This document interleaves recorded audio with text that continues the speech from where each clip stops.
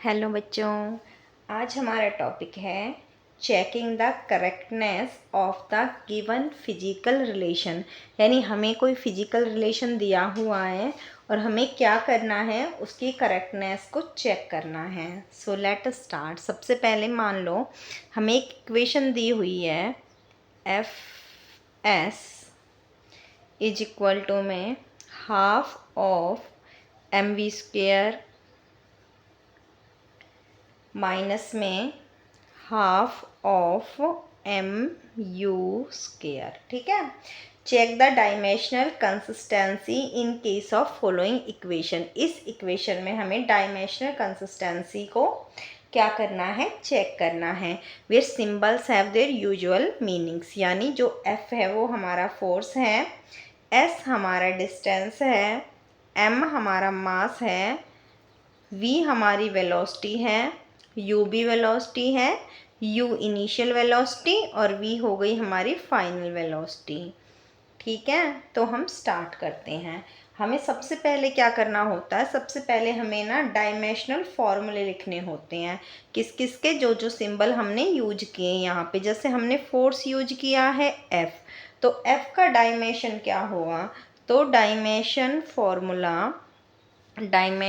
Formula जो है, dimensional जो फॉर्मूला है वो किसका, फॉर्मूला ही लिख लो, सबके ही लिख लो। Formulae of F S and M, ये तीनों चीज़ यूज हुई हैं, यू और वी भी यूज हुए हैं, तो उनका भी हम लिखते हैं।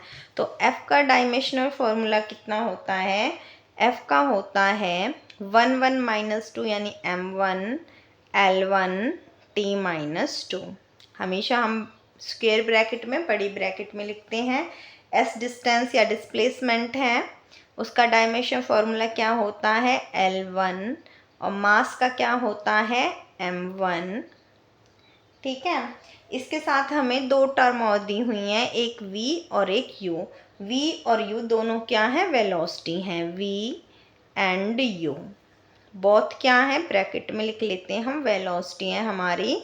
और जो वेलोसिटी है उसका डायमेंशन फॉर्मूला क्या होता है, डिस्टेंस अपॉन वेलोसिटी, यानी डिस्टेंस ओवर टाइम, तो L अपॉन में T। तो T ऊपर जाएगा तो कितना, L T-1, ये हो गया हमारा वेलोसिटी का। तो अब हम स्टार्ट करते हैं। सबसे पहले हम प्रिंसिपल ऑफ होमोजेनिटी लगाएंगे।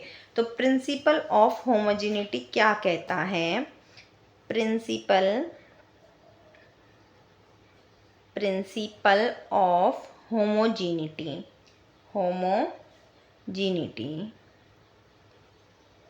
प्रिंसिपल ऑफ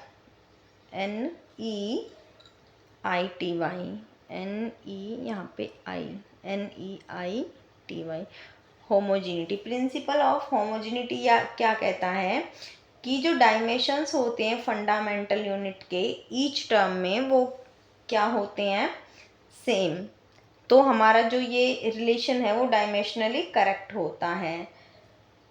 देखो, ये लेफ्ट हैंड साइड है हमारी, ये राइट हैंड साइड है हमारी। लेफ्ट हैंड साइड के जो डायमेंशंस हैं हमारे, वो अगर राइट हैंड साइड के डायमेंशंस के बराबर होते हैं तो क्या है, हमारा जो फॉर्मूला है ना वो करेक्ट होता है। तो हमें इधर डायमेंशन निकालने और इधर। अब यहाँ पे क्या है कि इसके अंदर क्या होता है कि सेम जो क्वांटिटी है ना, उसमें से हम सेम क्वांटिटी को ही सब्ट्रैक्ट कर सकते हैं, या सेम क्वांटिटी में सेम ही क्वांटिटी ऐड हो सकती है डायमेंशनली। जैसे कि मान लो यहाँ पे चीनी है हमारी और उसमें हमें कोई चीज़ ऐड करनी है, मतलब उसको बढ़ाना है, तो उसमें हमें चीनी तो ऐड करनी पड़ेगी ना भाई। चीनी में हम चीनी ऐड करेंगे तभी तो वो बढ़ सकती है, या चीनी को कम करना है तो उसमें चीनी को ही हमें सब्ट्रैक्ट करना होगा। अगर हम 1 किलोग्राम चीनी में 2 मीटर कपड़ा ऐड करें तो ऐसे थोड़ी हो सकता है। इसका मतलब जो डायमेंशन यहाँ है, यहाँ m है, यहाँ l है, यहाँ t है, यहाँ ml है, या यहाँ mt है, जो भी है, जो भी डायमेंशन फॉर्मूला यहाँ है, इसमें से जो दूसरी चीज़ सब्ट्रैक्ट होगी, उन दोनों के जो डायमेंशनल फॉर्मूले हैं वो क्या, मस्ट बी सेम होने चाहिए। मतलब इसका डायमेंशन फॉर्मूला और इसका डायमेंशन फॉर्मूला क्या होना चाहिए, सेम होना चाहिए। और फिर जो नेट डायमेंशन फॉर्मूला निकल के आता है वो किसके बराबर होना चाहिए, लेफ्ट हैंड साइड के। तो चलो हम देखते हैं। सबसे पहले हम लेफ्ट हैंड साइड का देख लें। लेफ्ट हैंड साइड में हमें दिया हुआ है फोर्स और डिस्प्लेसमेंट। तो इसका डायमेंशन फॉर्मूला देखते हैं हम। डायमेंशन फॉर्मूला किसके लिए, हम देखते हैं फॉर्मूला किसके लिए, लेफ्ट हैंड साइड के लिए। तो देखो कितना आएगा। फोर्स का कितना होता है, m1 l1 t-2 और डिस्प्लेसमेंट का कितना होता है, l1। तो टोटल हमारे पास कितना आ गया, m1 l2 t-2।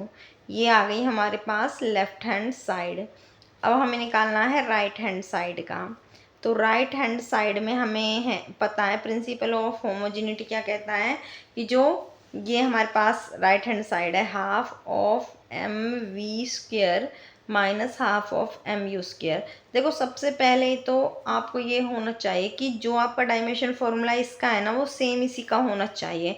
अगर इन दोनों के डायमेंशनल फॉर्मूले सही नहीं है तो वैसे ही आपका रिलेशन गलत हो गया सबसे पहले तो देखते हैं डायमेंशन फॉर्मूला कितना आता है। हाफ का तो कोई होता ही नहीं है, कांस्टेंट टर्म है, मास का m होता है और वेलोसिटी का होता है l1 t-1 और इसका है स्क्वायर। माइनस में यहाँ भी हाफ का कोई नहीं है, मास का है m और u का कितना है, वेलोसिटी का l1 t-1 और इसका है स्क्वायर। तो यहाँ से m1 l स्क्वायर अंदर आएगा तो l की पावर 2 और t की पावर 2 1 जब माइनस का 2, ठीक है। और यहाँ भी ये डायमेंशन है, ये डायमेंशन हो गया m1 l2 t-2 माइनस में क्या डायमेंशन आ गया यहाँ से m1 l2 ये भी 2 और t-2। सेम डायमेंशन में से सेम डायमेंशन घट सकता है, इसका मतलब यहाँ तक तो बिल्कुल सही है। अगर डायमेंशन अलग अलग आते तो हमारी यहीं पे ही क्या होता, फॉर्मूला इनकरेक्ट हो जाता। अगर सेम डायमेंशन तो हमारा यहाँ तक तो करेक्ट है। अब सेम डायमेंशन में से सेम डायमेंशन घटेंगे तो आंसर में भी सेम डायमेंशन आएंगे। जैसे मान लो कि हमारे पास ना यहाँ पे 2 किलोग्राम चीनी है और उसमें से हम 1 किलोग्राम चीनी को घटा सकते हैं, तो जो आंसर में आएगा वो आंसर भी तो 1 किलोग्राम चीनी ही आएगा। यानी कि केजी में से केजी घटाने पर जो आंसर आता है वो केजी में ही आता है। इसका ऐसे ही सिमिलरली जो डायमेंशन है m में से m डायमेंशन को घटाएंगे तो जो आंसर आएगा वो m डायमेंशन में ही आएगा। ऐसे ही m डायमेंशन में m डायमेंशन को जोड़ेंगे तो आंसर भी m डायमेंशन में आएगा, वो 2m नहीं होने वाला, ठीक है। तो इसका मतलब कि हमने जब m1 l2 t-2 में से m1 l2 t-2 हटाएंगे तो जो हमारा नेट रिजल्टेंट आएगा वो क्या आएगा, m1 l2 t-2 m1 l2 t-2। ये डायमेंशन आ गया हमारा कौन सा, राइट हैंड साइड का। तो यहाँ से देखो राइट हैंड साइड आया m1 l2 t-2 और यहाँ से लेफ्ट हैंड साइड जो हमारा आया था वो कितना था, m1 l2 t-2। तो ये और ये क्या आए हैं, लेफ्ट हैंड साइड और राइट हैंड साइड हमारे क्या आए हैं, सेम आए हैं। और सेम आए हैं तो इसका मतलब क्या हो गया कि जो हमारा दिया गया फॉर्मूला है, गिवन फॉर्मूला है, वो क्या है, एकदम सही है, करेक्ट है। ठीक है जी, ओके बाय।